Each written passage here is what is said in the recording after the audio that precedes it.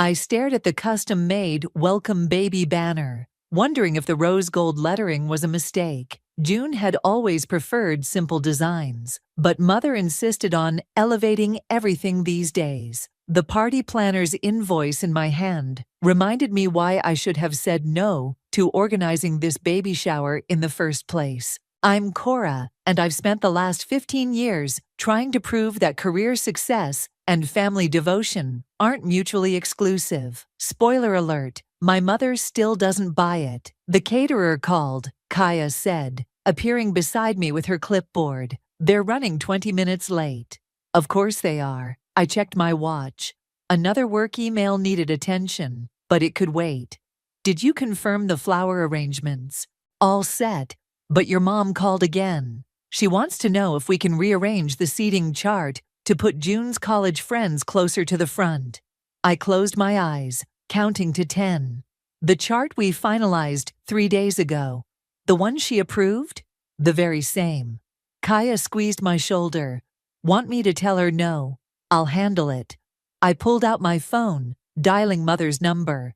1 ring, 2 rings.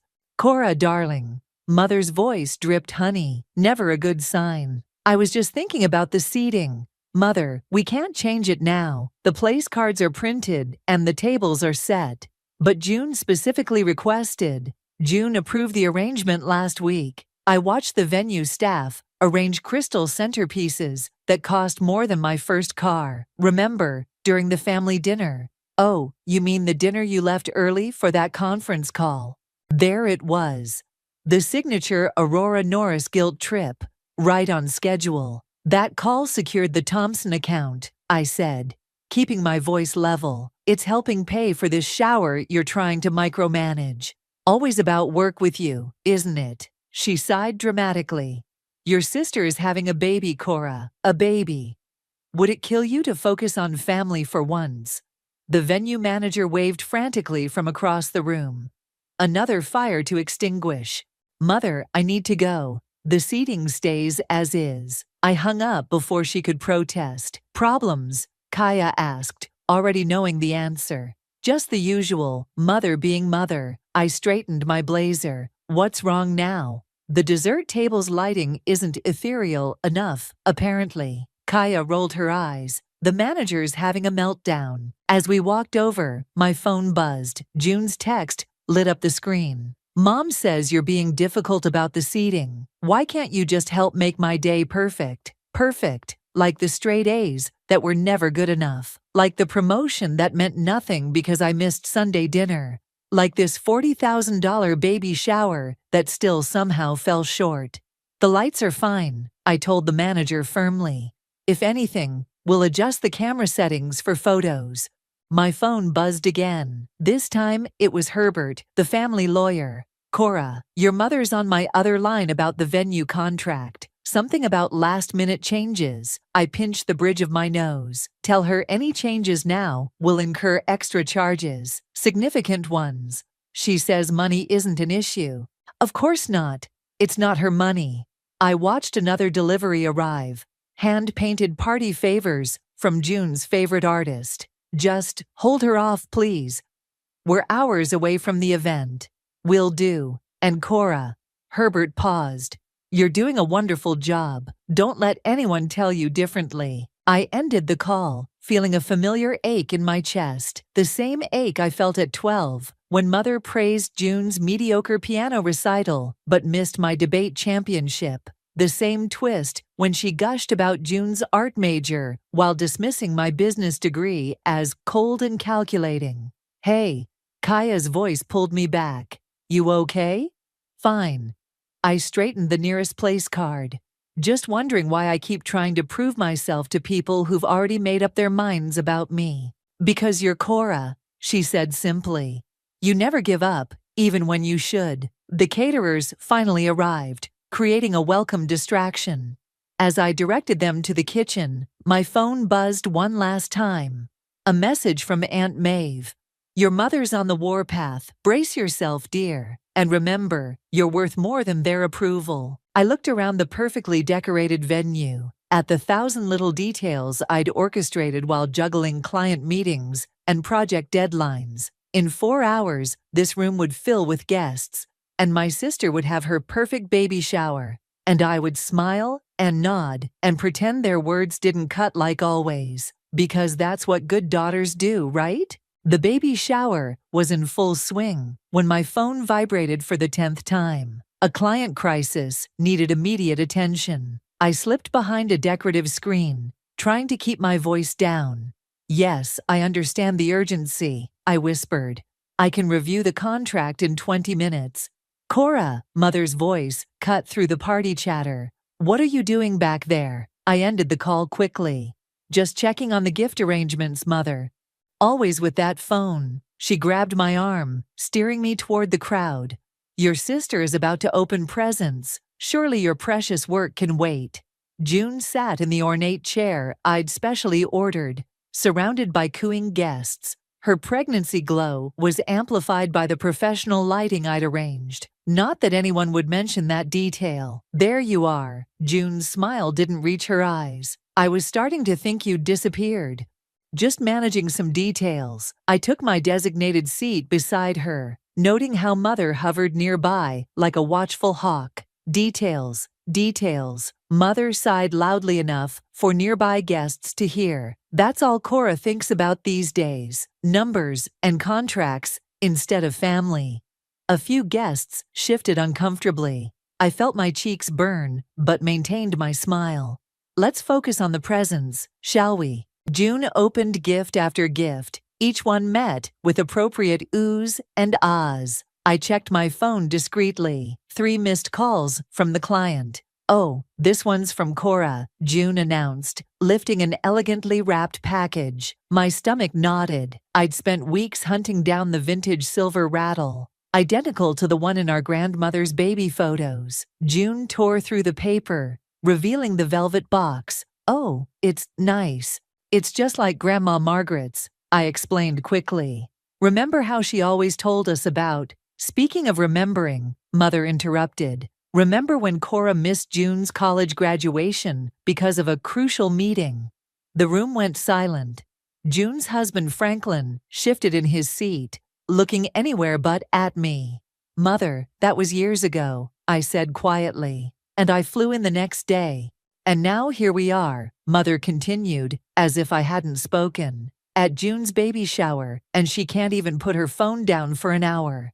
"Aurora," Aunt Maeve warned from across the room. But Mother was on a roll. "Do you know who arranged this entire shower?" June joined in, her voice thick with hormonal tears. "Our mother did, while you were too busy with your important career to help." I stared at her, stunned. "June, I literally planned every—" "Oh sure," she sniffled. "You wrote some checks, threw money at it like you do with everything. But where were you for the actual planning? The late-night calls about color schemes? The menu tastings?" "I was on those calls." My voice rose despite my efforts. "I scheduled them around your timeline." "Ladies," Franklin tried to intervene, but Mother shot him a look that could freeze hell. "Your sister's having a baby," Mother announced to the room at large. "A miracle, a new life. But I suppose that's not as important as whatever's on that phone of yours." My phone buzzed again. The client was now threatening to pull their account. "I need to take this," I said, standing up. "It's important." "More important than family?" June's voice cracked. "More important than me." The room was dead silent now, every guest witnessing my public execution. "You know what?" I grabbed my purse. "Yes, right now, this call is more important. Because unlike this shower, which I planned, paid for, and am apparently getting 0 credit for, this call actually matters to people who value my time and effort." Gasps rippled through the crowd. Mother's face turned purple. "How dare you?" she sputtered. "After everything we've done for you." "Everything you've done for me," I laughed, a sharp, bitter sound. "Please, enlighten me. Was it the constant criticism, the comparison to June, the guilt trips?" "Cora," Kaya peered at my elbow. "Maybe we should step outside." "No need." I straightened my spine, channeling every ounce of boardroom confidence I possessed. "I'm leaving. Enjoy the shower, June. The venue's paid through 7. Try not to let mother convince you I ruined this too. I turned on my heel, walking steadily toward the exit, despite the trembling in my legs. Behind me, I heard mother's theatrical sobs and June's hiccuping tears. Just before the door closed, I heard Aunt Maeve's clear voice. "Well, Aurora, I hope you're satisfied. You've finally done it." I made it to my car before the tears came. But as I sat there, watching the venue staff scurry around through the windows, a strange calm settled over me. My phone buzzed again, but this time, instead of anxiety, I felt something else stirring in my chest: resolve. I sat in my car for exactly 3 minutes before making the call. My hands had stopped shaking, replaced by an eerie steadiness I usually reserved for hostile takeovers. "Herbert, it's Cora. Remember that contingency plan we discussed? The one you said you'd never use?" He sounded concerned.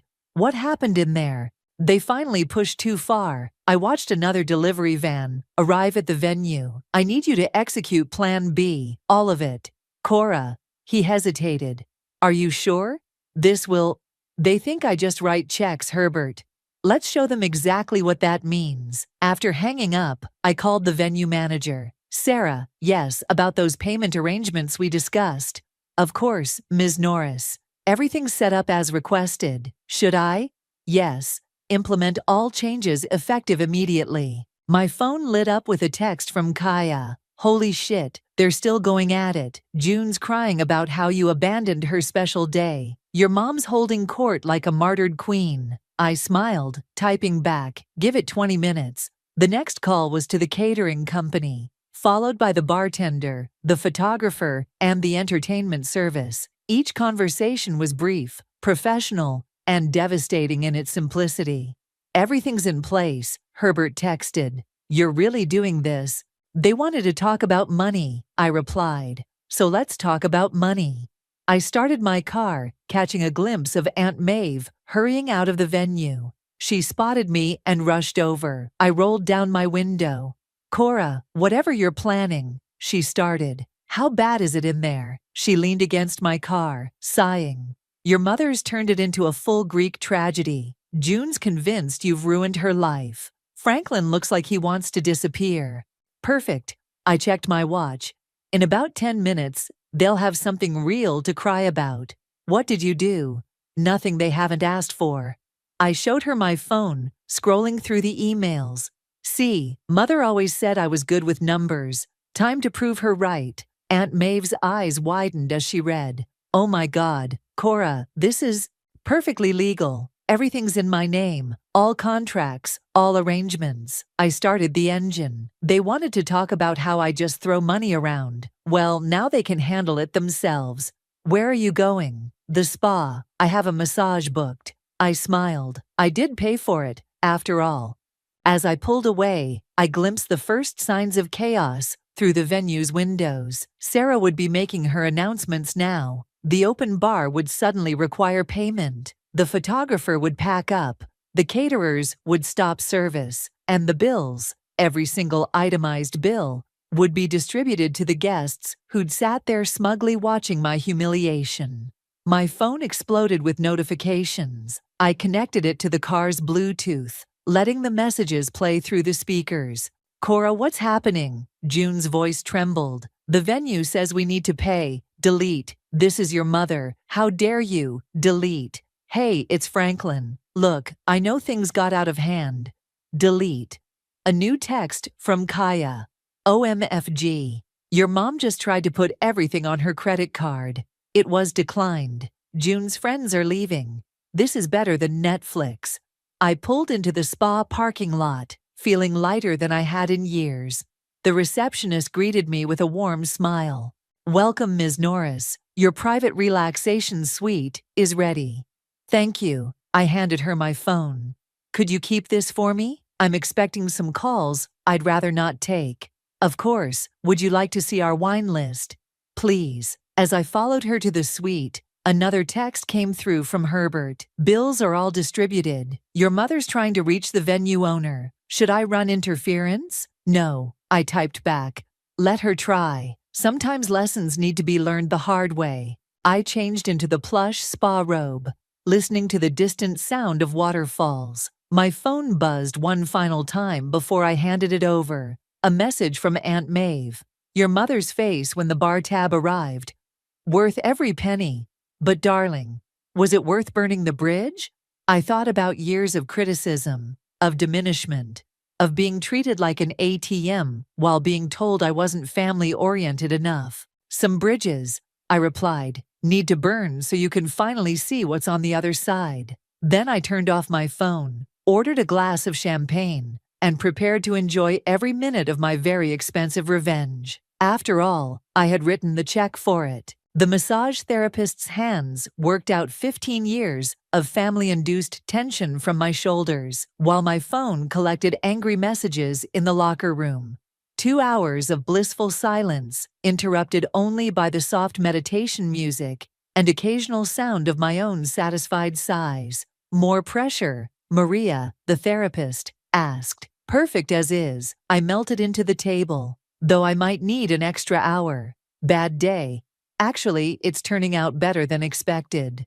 When I finally emerged from the treatment room, the receptionist gave me a sympathetic look. Your phone's been active, 37 missed calls.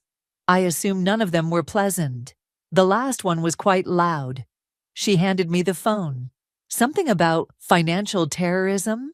I scrolled through the messages, each one more desperate than the last.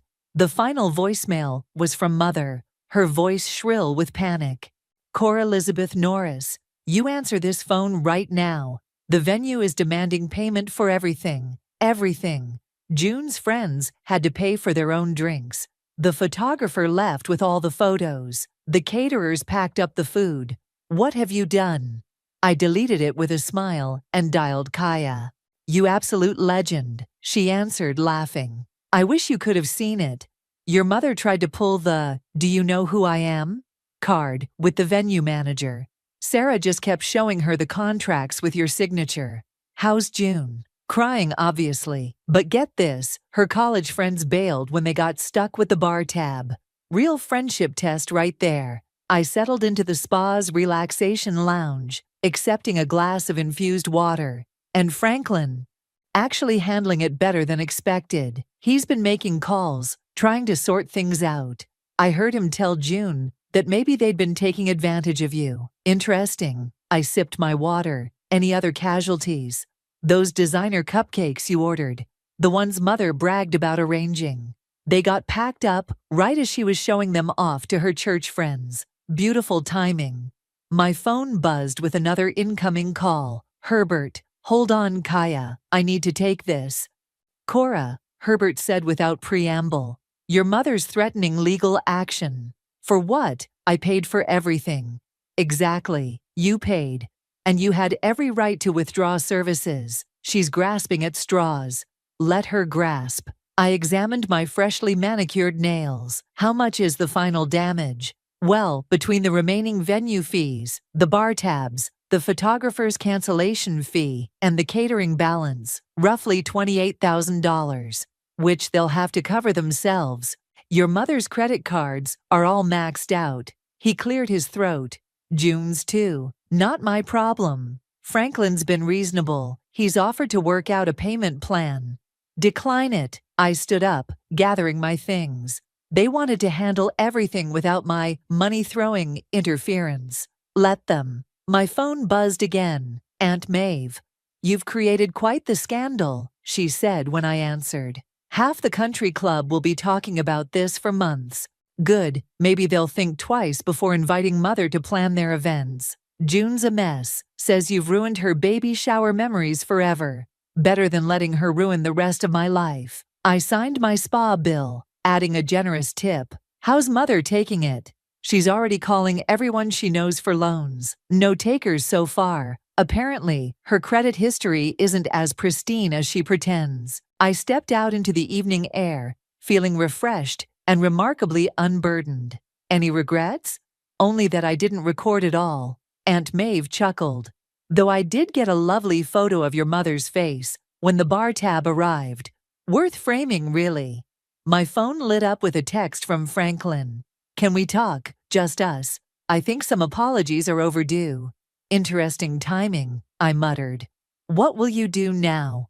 Aunt Maeve asked. I got into my car, adjusting the mirror. In it, I saw a woman who finally looked free. Now, I'm going home, ordering takeout, and enjoying the silence. They wanted to talk about money. Well, now they can talk about it amongst themselves. And tomorrow? Tomorrow I'll go back to being the successful career woman they love to criticize. Only this time, they'll know exactly what that means. As I drove home, my phone kept buzzing with messages and calls. Each one represented a person who'd watched me be humiliated, but was now desperate for my help. Each one would go unanswered, because sometimes the best revenge isn't just about getting even. It's about teaching people the value of what they took for granted, and judging by the mounting bills in their hands, that lesson was just beginning. Monday morning arrived with 53 unread messages and 12 voicemails. I deleted them all and walked into my office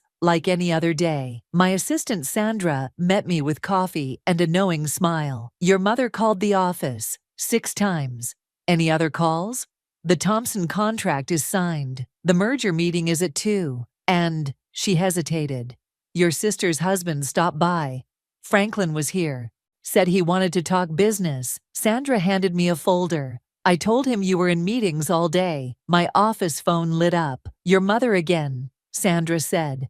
Let it ring. Kaya burst through the door, coffee in hand. Tell me everything. How was the spa? Did you sleep well? Have you checked social media? One question at a time. I logged into my computer. The spa was perfect. I slept like a baby. And no, I'm avoiding social media. Oh, you shouldn't. She pulled out her phone. Your mom's church friends are having a meltdown in the community Facebook group. Apparently, you've destroyed the sanctity of baby showers forever. Tragic. June's posted 3 crying selfies. The last one says, when your own sister betrays you on your special day. My phone buzzed. Aunt Maeve, your mother's holding an emergency family meeting tonight, she said, without greeting. She's trying to rally the troops against you. Good luck with that. I checked my calendar. Most of them owe me money too. Franklin's been asking questions about the business side of things. Has he? I pulled up my banking app. Interesting timing, considering June's credit card payment is due today. That's not all. Aunt Maeve lowered her voice. Your mother's been calling everyone about refinancing her house. Kaya, who'd been scrolling through social media, looked up sharply. Oh my God, you have to see this. June's college friends posted about the tacky cash bar, and your mom went nuclear in the comments. My office phone lit up again. Your sister this time. Sandra's voice came through the intercom. Still in meetings, Aunt Maeve sighed through the phone. Aurora's threatening to write a letter to your board of directors about your unethical business practices. The board that I'm on, I laughed. The one that values my ability to manage multi-million-dollar deals? She's desperate. Aunt Maeve paused. They all are. Good. I opened my email to find several messages from Franklin. Maybe now they'll understand what it feels like to be valued only for your financial contributions. Kaya perched on my desk. Franklin's been commenting on your professional achievements on LinkedIn. Every single post. Trying to butter me up? More like damage control. His law firm's partners follow you. My phone buzzed with a text from Herbert. June's trying to dispute the venue charges on her credit card. Not going well for her. Your mother's calling again, Sandra announced. I pressed the intercom. Sandra, hold all calls unless they're about the Thompson deal. And if Franklin comes by again, tell him my schedule's full through next month. What about the family meeting tonight? Aunt Maeve asked. I have a dinner with clients.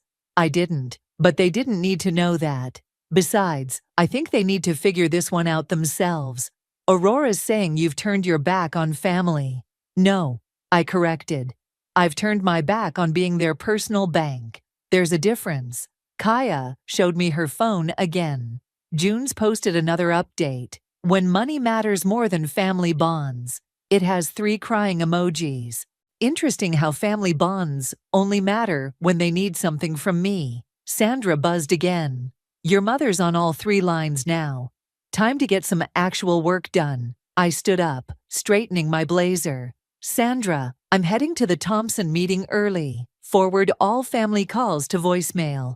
And the emergency meeting, Aunt Maeve pressed. Tell them I'm busy throwing money at my career. I grabbed my portfolio. That's what I'm good at, remember. As I walked to the conference room, my phone lit up with a text from Franklin.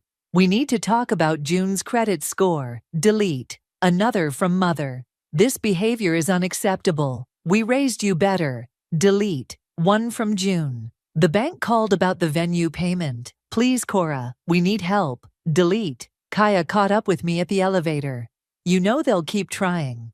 Let them. I stepped inside, pressing the button for the executive floor. They wanted to talk about how I prioritize work over family. Well, now they can see exactly what that work provides. And if they apologize, then they better make it good. The elevator doors closed on the chaos I'd left behind.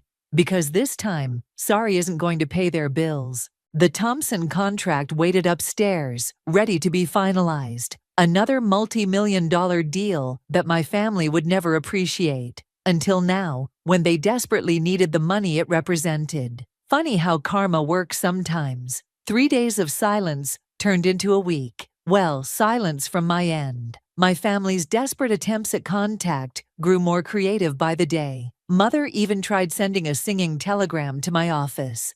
You have to admit that was a bold move, Kaya said over lunch. Though the singer looked pretty uncomfortable, delivering a guilt trip ballad in your lobby. Sandra recorded it. I picked at my salad. The board got a good laugh. Speaking of bold moves, she slid her phone across the table. Check your aunt's latest update. The photo showed Mother standing outside my childhood home, next to a "for sale" sign. The caption read, "Sometimes pride costs more than money." Subtle, I muttered. Franklin's been asking around about job openings at other firms. Kaya continued. Apparently, his partners aren't thrilled about the baby shower drama reaching their clients. My phone lit up, Herbert calling. Your mother's here in my office, he said, without preamble, with June. And? They want to discuss payment plans for the shower expenses. June's crying about credit score impacts. Not my problem. Cora. He lowered his voice. They're desperate. Your mother's talking about bankruptcy. Funny how money matters now. A text came through from Aunt Maeve. Aurora's selling her antique collection. The one she always said you weren't refined enough to inherit. Tell them I'm in meetings, I told Herbert. They've been here 3 hours. Then they can leave 3 hours wiser. I ended the call just as Sandra buzzed my office phone. Franklin's here again, says it's urgent. For the first time in a week, I hesitated. Send him in. Franklin looked different, tired, rumpled, less like the polished lawyer who'd watch silently during my humiliation. 2 minutes, I said before he could speak. June's a mess. He remained standing. Your mother's selling everything. Our credit is shot. I'm probably losing my partnership track. Sounds like consequences. Look, he ran a hand through his hair. I know we messed up. I should have spoken up at the shower. We all took you for granted. That's one way to put it. June's having panic attacks about the baby's nursery. We can't get approved for any new credit cards. Still not hearing a point. He pulled out his phone, showing me a photo of June, curled up on their couch, clearly distraught. She's your sister, Cora. Whatever happened? Whatever happened? I stood up. You mean when they publicly humiliated me? When they dismissed years of support?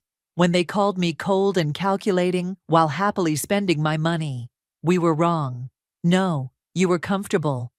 Taking and taking while giving nothing but criticism in return. I walked to the window. How's that working out for you? The baby's due in 4 months. I'm aware. The crib I ordered arrived yesterday. I canceled the delivery. His phone buzzed. June calling. He ignored it. Your mother's house is in pre-foreclosure, he said quietly. She has options. She could sell her designer handbags, or her vacation timeshare, or maybe call all those real family people she loves to compare me to. Cora, please. Please what, Franklin? Bail them out? Write another check? Go back to being the family ATM they can criticize between withdrawals. Sandra buzzed again. Your mother and sister just arrived in the lobby. Tell security not to let them up. Franklin stepped closer. They're sorry. No, they're broke. There's a difference. Then what do you want? What will it take to fix this? I turned to face him fully. Fix what, exactly? The relationship they never valued? The support they took for granted? The success they resented? His phone buzzed again, mother this time. You should go, I said. Sounds like they need you. They need you. No, they need my money, and for the first time they're realizing those aren't the same thing. He moved toward the door, then paused. For what it's worth, I always admired your drive, your success. June was jealous, your mother was threatened. And now? Now they're just scared of losing more than money. After he left, I watched through my office window as he joined Mother and June in the parking lot. They huddled together, probably plotting their next attempt at reconciliation. My phone buzzed with a text from Aunt Maeve. They're breaking, dear. Question is, are you ready for what happens when they do? I didn't answer. Instead, I pulled up the Baby Boutique website, where June had registered. The silver rattle she'd dismissed sat in my cart, along with every other item on her wish list. One click would solve all their problems. I closed the browser. Some lessons cost more than money, and this one wasn't finished teaching yet. The knock on my apartment door came at 9 p.m., exactly 2 weeks after the baby shower. I knew who it was before I checked the peephole. June stood there alone, no makeup, wearing the ratty college sweatshirt she'd always refused to throw away. You look terrible, I said, opening the door.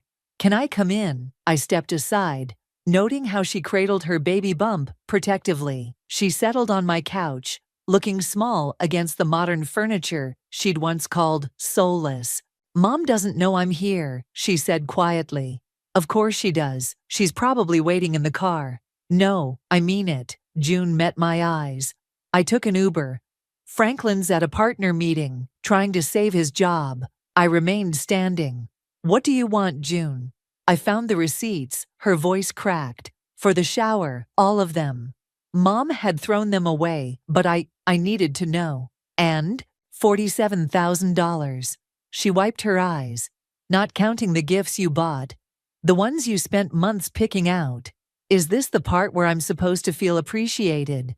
Because you finally looked at the price tag? No. She touched her stomach. This is the part where I tell you I'm scared. Really scared. We can't afford anything for the baby. My credit cards are maxed. Franklin's firm is putting him on probation. Mom's losing the house. Sounds rough. I deserve that. She pulled out her phone. But look at this. Really look. She showed me photos from the shower. Before everything fell apart, the details I'd obsessed over were evident in every shot. The custom lighting that made everyone look perfect. The hand-calligraphed place cards. The precisely arranged flowers. You did all this, she whispered, while closing the Thompson deal, while handling the merger, while I complained about you not being there for tastings. Your point? My point is, she struggled to stand, her pregnant belly making it awkward. I was jealous, always have been. You made everything look so easy. Your career, your success. Even throwing the perfect baby shower seemed effortless for you. It wasn't. I know that now. She walked to my window, staring at the city lights. Mom's a mess.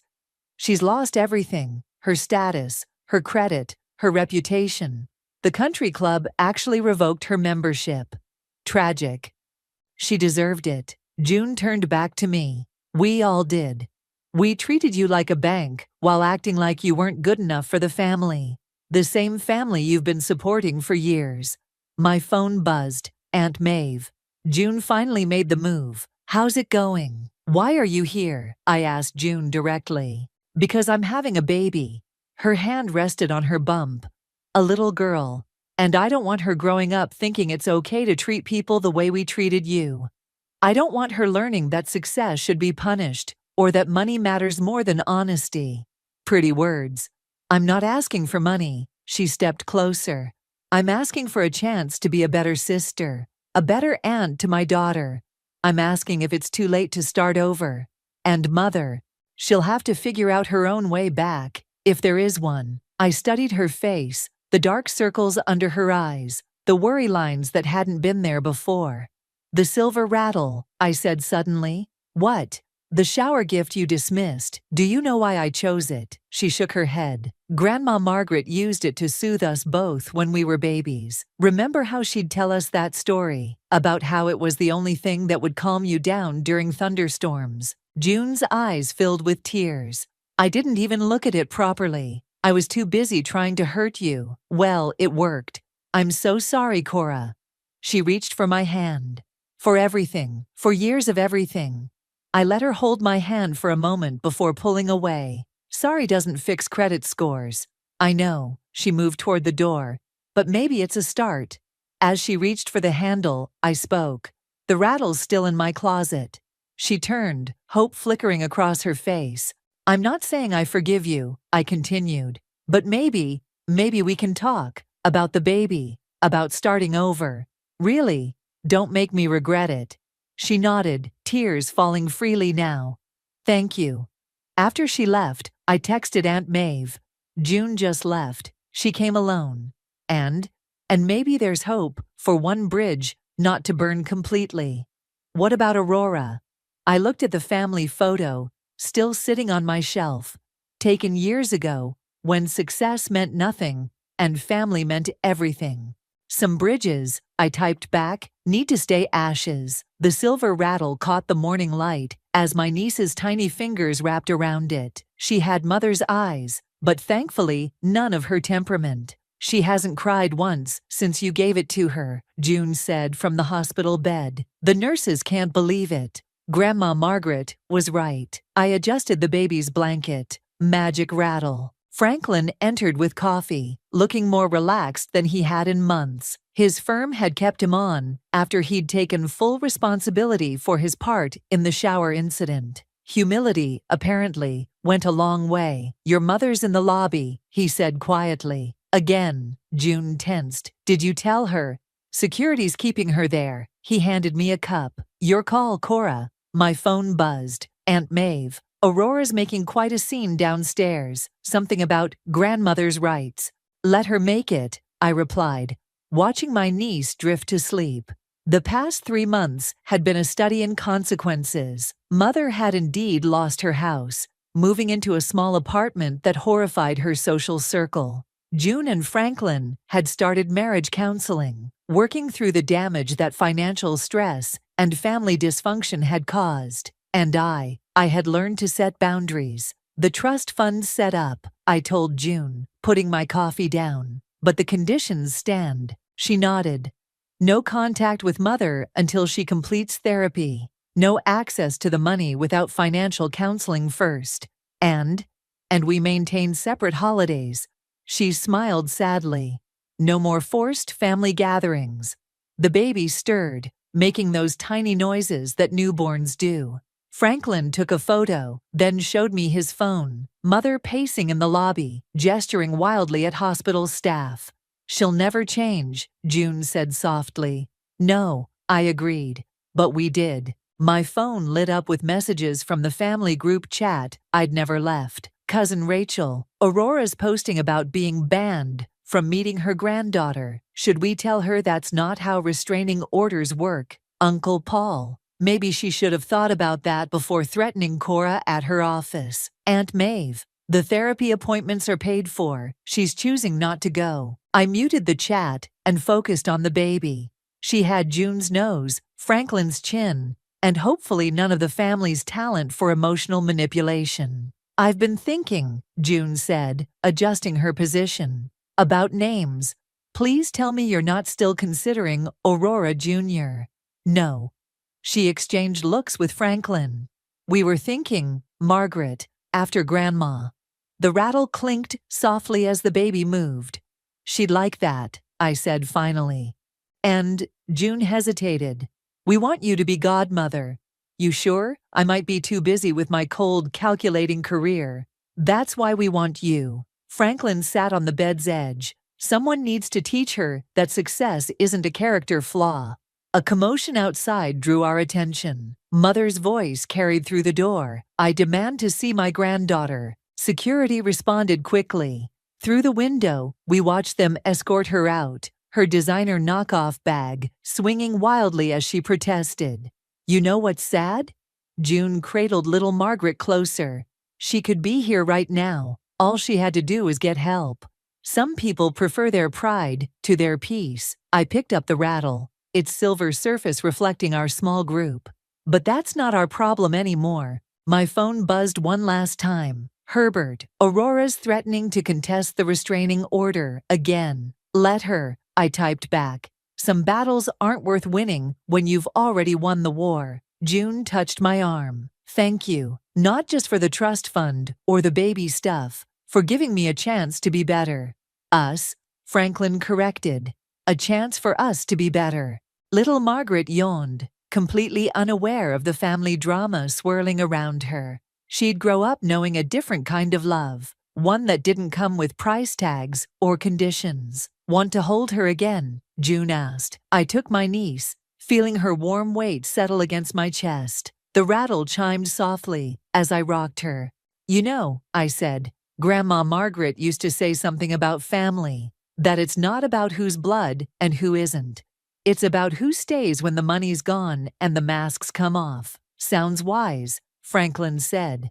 She was. I watched Margaret's eyes flutter closed, and she'd be proud of us, not for the success or the money, but for finally learning what real family means. Outside, Mother's car peeled away from the hospital parking lot, leaving only tire marks and wounded pride behind. But inside this room, with the silver rattle catching sunlight and new beginnings taking shape, we had everything we needed.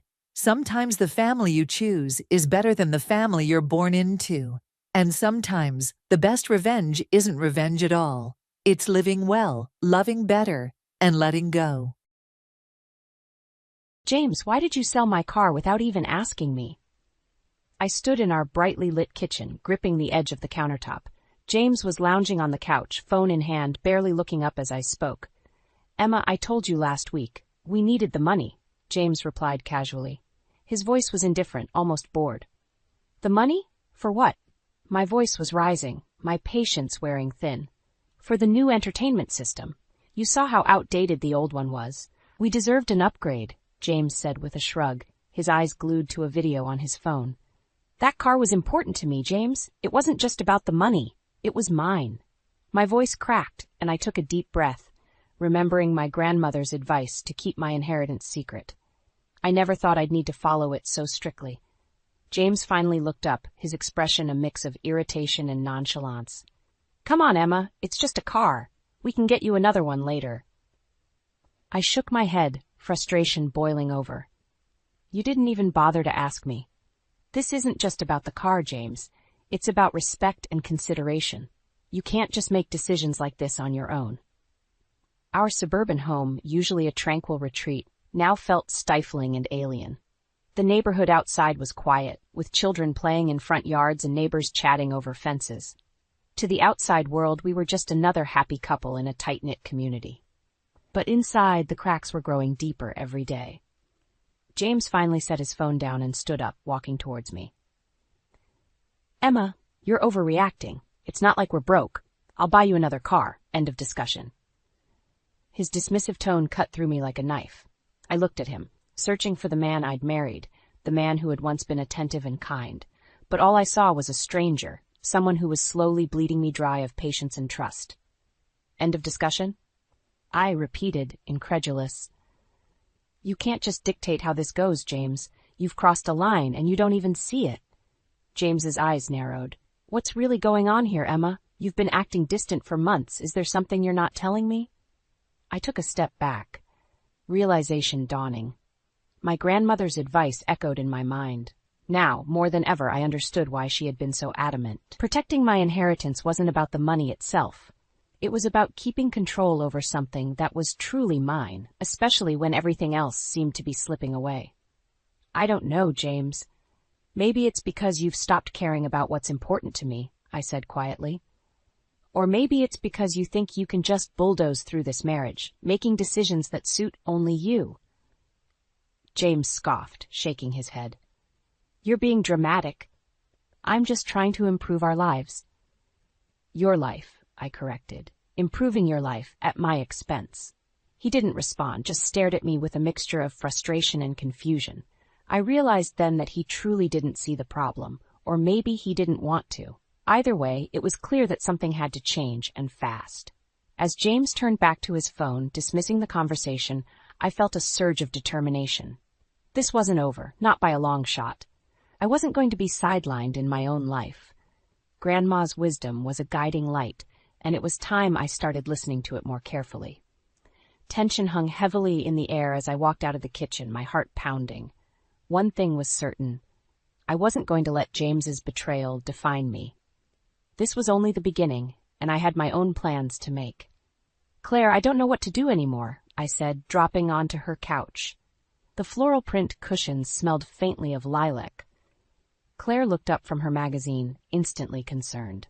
Emma, what happened? Did James do something again?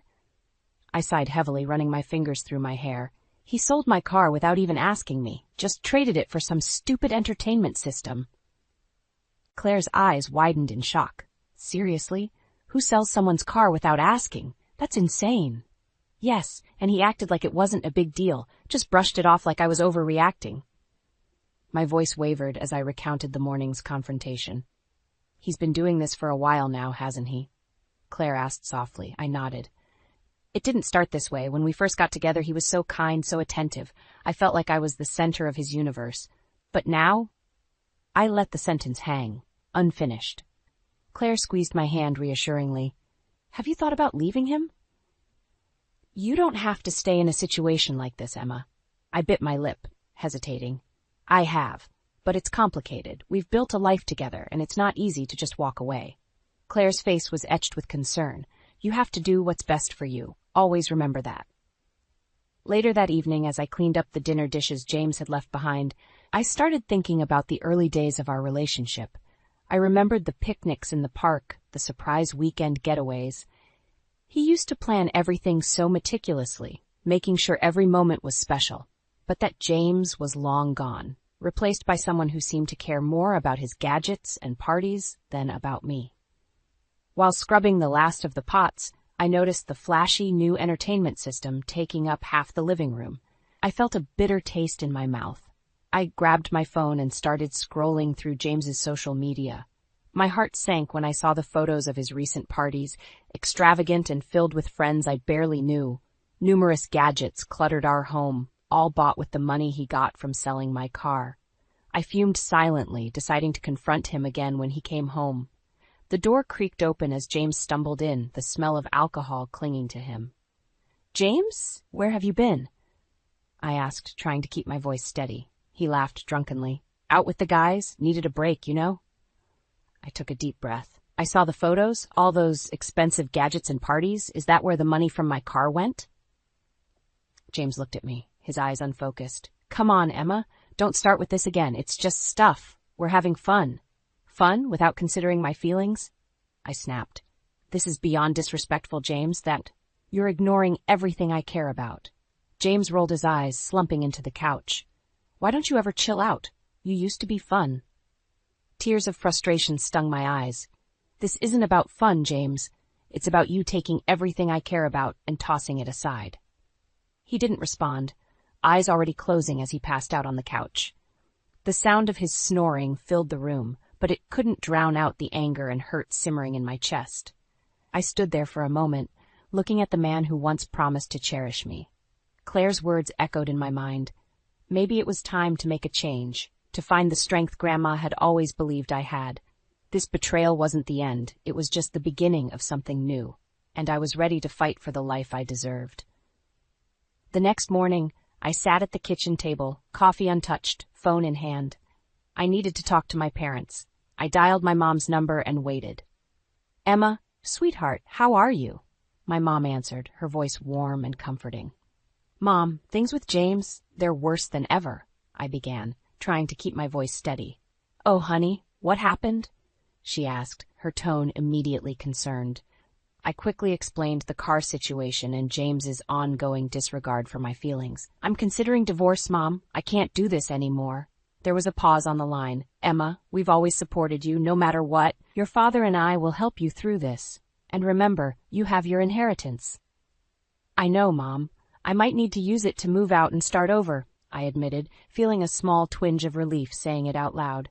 We'll support you, darling. Do what you need to do, she assured me. As I ended the call, I felt a newfound sense of purpose. It was time to take action. I started drafting an email to a lawyer, seeking advice on the next steps for divorce and considering apartments in a nearby town. After a few hours, I felt more determined than ever. That evening, I kept my phone close, anticipating a reply from the lawyer. As I sat on the couch, James entered the room, eyes suspicious. What have you been doing all day? He asked, his tone accusatory. Just sorting some things out, I replied, keeping my answers vague. James eyed my phone. Who were you talking to earlier? Mom, I needed some advice, I said, avoiding his gaze. Before I knew it, James snatched my phone from my hand. What the hell, James? Give it back, I yelled, lunging after him. He scrolled through my messages, his face darkening. Thinking about leaving me, huh?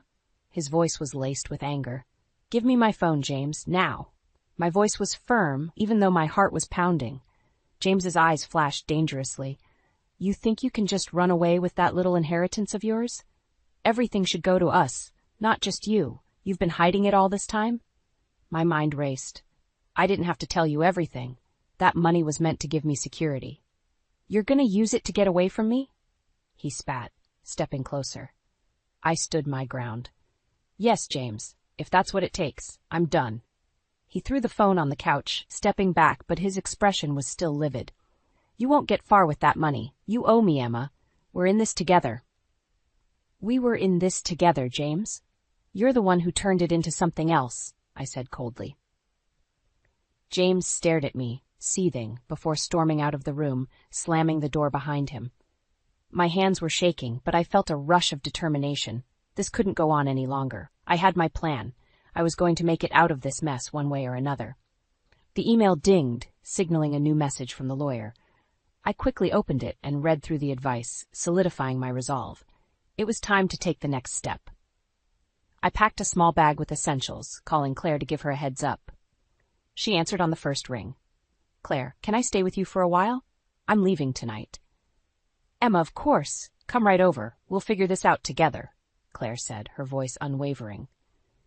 Grabbing my bag, I took one last look around the house that had become more a prison than a home.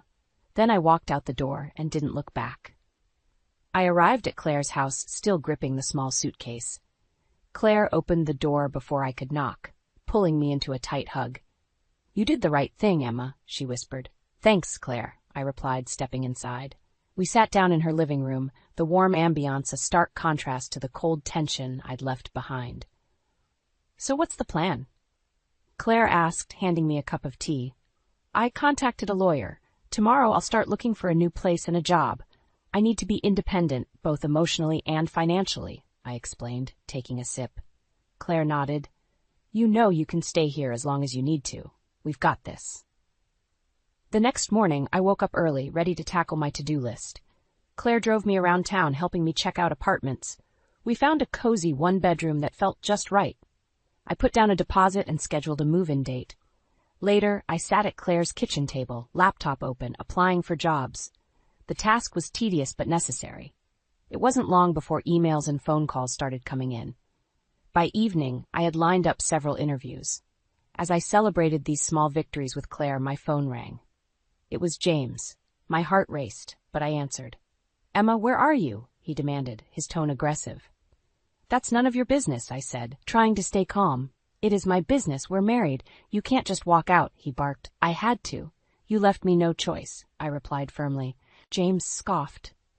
You think you're brave now, hiding at Claire's? This is our problem, not hers.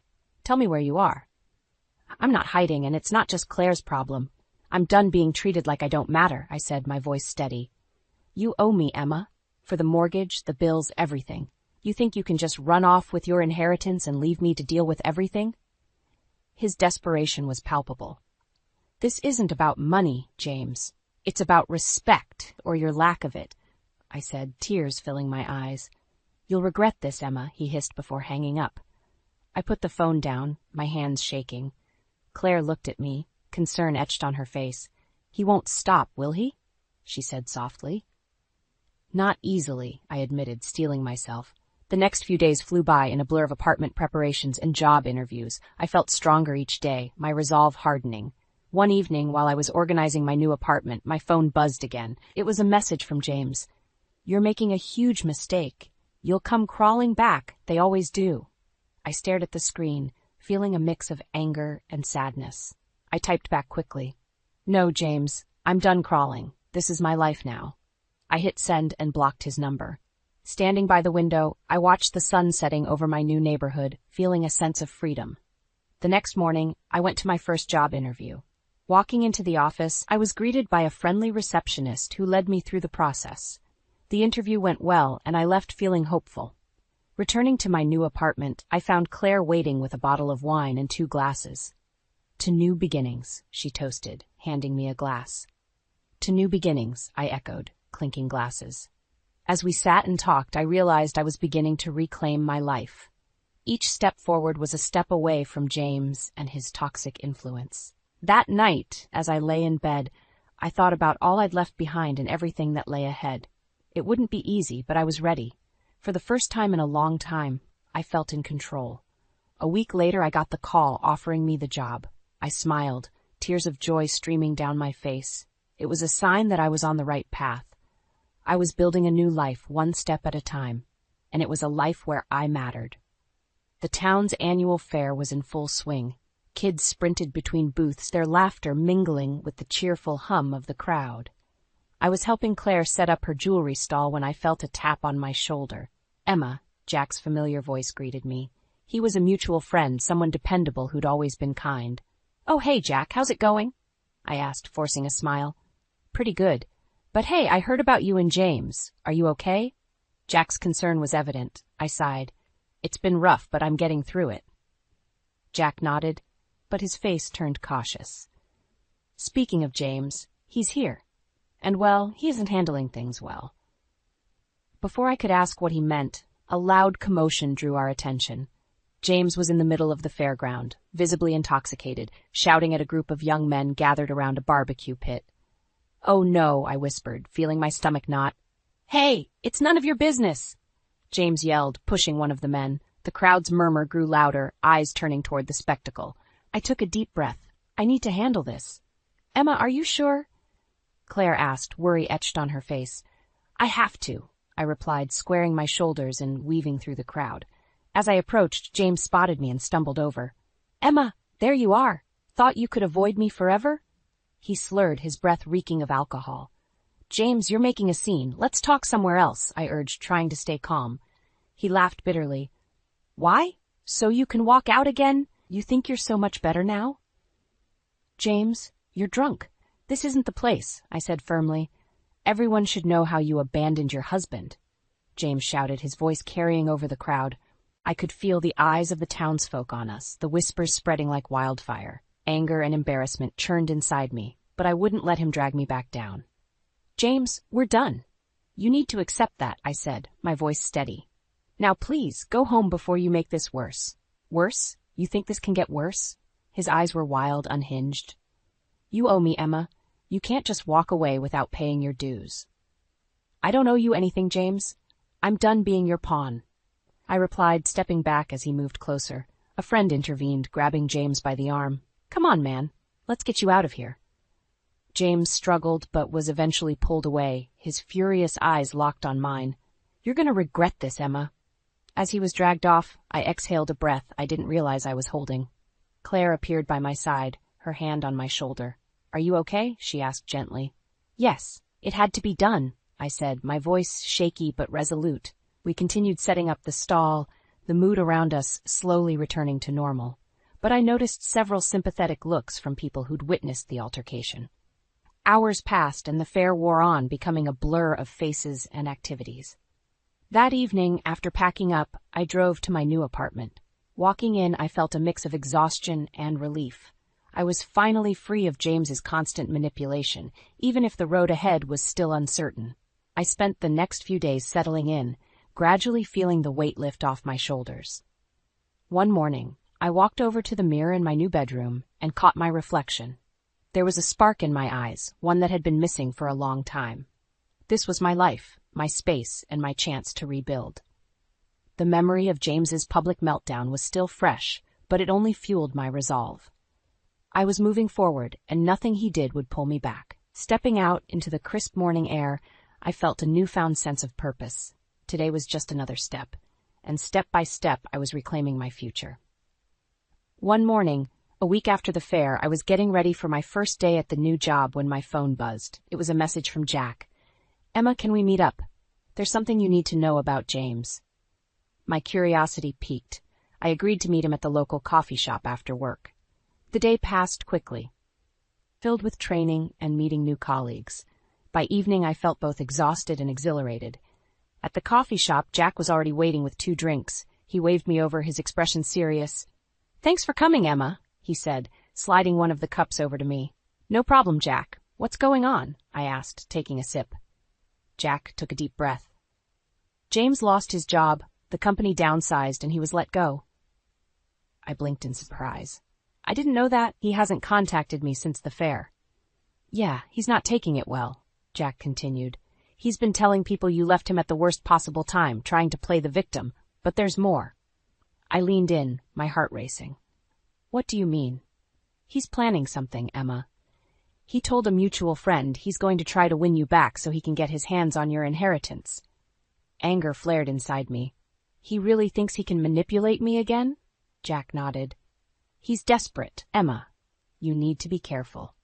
"Thanks for the warning, Jack. I'll stay vigilant," I said, my resolve hardening. As I walked back to my apartment, I couldn't shake the feeling of dread. James losing his job changed things, making him more unpredictable. I unlocked my apartment door and stepped inside, my mind racing. I needed to be prepared for whatever scheme he cooked up. The next few days were a whirlwind of work and settling into my new routine. One evening, as I was organizing my closet, there was a knock at the door. I hesitated, peering through the peephole. It was James. "Emma, open up. We need to talk," he called, his voice shaky. Taking a deep breath, I opened the door slightly, leaving the chain on. "What do you want, James?" He looked disheveled, clearly stressed. "Emma, I'm sorry for everything. I've lost my job. I need your help." "You need my help," I repeated, incredulous. "After everything you've done?" "Please, Emma, we can work this out. Think about what we had," he pleaded, trying to sound genuine. "What we had, James, is over. You made sure of that," I replied firmly. His demeanor shifted, his eyes flashing with anger. "You can't leave me like this. You owe me." "I owe you nothing," I said, slamming the door shut and locking it.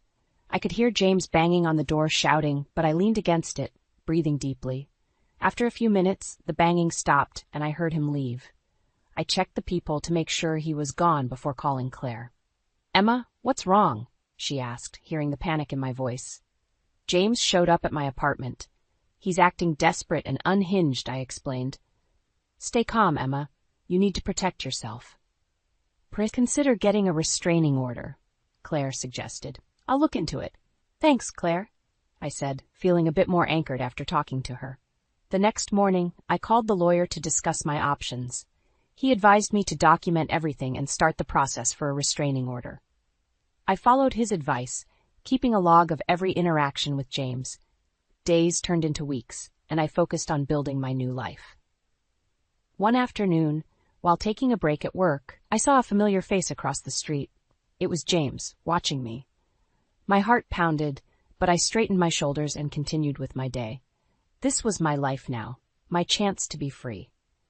No matter how desperate James became, I wasn't going back.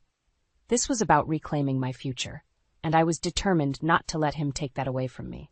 The moment I stepped out of my building, I saw James sitting on a bench across the street. His eyes locked onto mine, and he stood up, walking towards me. "You've got to be kidding me," I muttered under my breath. I quickened my pace, determined not to engage with him, but he caught up to me before I could reach the corner. "Emma, wait," James called out, reaching for my arm. I yanked my arm away, anger flaring. "What do you want, James? I've told you it's over." "Just hear me out," he pleaded, desperation clear in his voice. I've been trying to get back on my feet, but it's been hard without you. We can make this work again. I stared at him, incredulous. You really think I'd come back after everything? You manipulated, lied, and used me. There's nothing left to fix. James looked around, a flicker of anger passing over his face.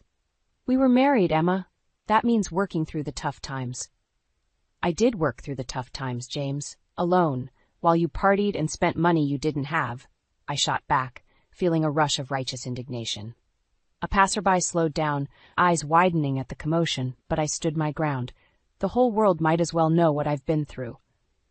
James's posture shifted from pleading to confrontational. You want people to think I'm the bad guy? You've been hiding money, living this new life while I'm struggling. Living this new life isn't easy, but it's necessary, I said, trying to keep calm. I need peace, James, something you can't seem to offer. His eyes darkened. You think you're better than me now? No, James. I think I deserve better than how you treated me, I replied, turning to walk away. James grabbed my shoulder, spinning me around. This isn't over, Emma. You're not getting rid of me that easily. Get your hands off me, I yelled, drawing the attention of more bystanders. James's grip loosened, but the venom in his eyes remained. A tall man in a suit stepped forward. Is everything all right here? He asked, eyeing James warily. Yes, thank you, I answered quickly. I was just leaving. James glared at the man, but took a step back. This isn't over, he repeated, his voice low and threatening. Ignoring his parting words, I hurried away, my heart pounding. This encounter couldn't scare me into submission. It only made me more resolute. Back at my apartment, I immediately called my lawyer. James is stalking me. I need to escalate this. What are my options? We can file for a restraining order immediately, he replied. Document today's incident in detail and we'll proceed. Hours later, while I completed the necessary paperwork, a sense of empowerment washed over me. Finally, action was being taken to protect my newfound peace. The next week passed without incident until I received a call from an unknown number. My heart sank when I heard his voice again. Emma, you think a piece of paper will keep me away? You have no idea what I'm capable of, James hissed before the line went dead. Trembling with a mix of fear and fury, I called the police and reported the threat, adding it to the growing case against him. This pattern of intimidation and control would end here. A day later, Claire called me with surprising news. Emma, people are talking. They know about James's behavior. He's losing friends and support left and right. Good, I said, feeling a sense of vindication. He's finally getting what he deserves. As I hung up, I felt an unexpected wave of relief. James's grip on my life was weakening. The community was seeing his true colors, just as I had. I stood by the window, looking out at the bustling evening street below. My journey towards freedom was far from over, but for the first time in a long while, I felt hope. James's fall from grace had begun, and I was reclaiming my future one step at a time. Weeks had passed, and life was slowly returning to a semblance of normal. I was flourishing at my new job, finding satisfaction in the work and camaraderie with my colleagues. Evenings were filled with laughter and support from Claire, who had become my rock. One afternoon I was engrossed in crafting a presentation when my phone buzzed. It was from Jack. Hey Emma, are you free to meet for coffee later? Something you should know. My curiosity piqued, I agreed. We met at the little cafe by my office. Jack was already there, looking concerned. Emma, thanks for meeting me, he greeted, gesturing to the seat across from him. No problem, Jack. What's going on? I asked, sitting down. It's about James. He's not doing well. He's been trying to get people to turn against you, but it's backfiring. People see him for what he is now, Jack explained. Relief washed over me. Good, he needs to face the consequences. But there's more. James got into some trouble with the law. Drunk driving. He's lost even more support, Jack continued. I nodded, feeling a mixture of satisfaction and pity. Thanks for telling me, Jack. I needed to hear that. After our coffee, I decided to take a walk through the park. The cool breeze and the rustling of leaves felt liberating. It was here I bumped into James, looking disheveled and defeated. He didn't see me at first, but when he did, his eyes darkened. Well, look who it is, he said, his voice dripping with bitterness. James, please. I don't want any trouble, I replied, keeping my distance. You've ruined everything for me, Emma. You and your lies, he spat, his face contorting with anger. Lies, James. The only person who ruined your life is you. Your actions have consequences, I retorted. He took a shaky step closer. Consequences? I've lost everything. My respect, friends, all because of you. I stood my ground. No, James, it's because of your choices. I simply refuse to be your victim anymore. His expression wavered, a flicker of desperation in his eyes. You think you're free of me? This isn't over. Before he could say anything more, 2 police officers approached. Mr. Miller? One of them asked. James turned, his bravado melting away. Yes? You're under arrest for violating the restraining order. You were warned to stay away from Ms. Miller, the officer said, pulling out handcuffs. James's face turned pale. Emma, you can stop this. Tell them it's a mistake, he pleaded, panic in his voice. I shook my head. No, James, this ends now. The officers led him away, and I stood there, feeling a strange mix of relief and sadness. It was truly over. Returning to my apartment that evening, I found a letter in the mail. Opening it, I discovered I had been approved for a higher position at work, a promotion. It felt like the universe was giving me a sign that I was on the right path. I called Claire to share the good news, and she was ecstatic. We celebrated with a small dinner at my place, toasting to new beginnings and the end of a dark chapter. That night, I took a moment to reflect on my journey. From the betrayal that shattered my world to the steps I took to rebuild it. I had found strength I didn't know I possessed and had reclaimed my life piece by piece. Walking through the bustling streets the next day, I felt lighter. The weight of past traumas was lifting, replaced by a sense of empowerment and hope. I deserved this new life.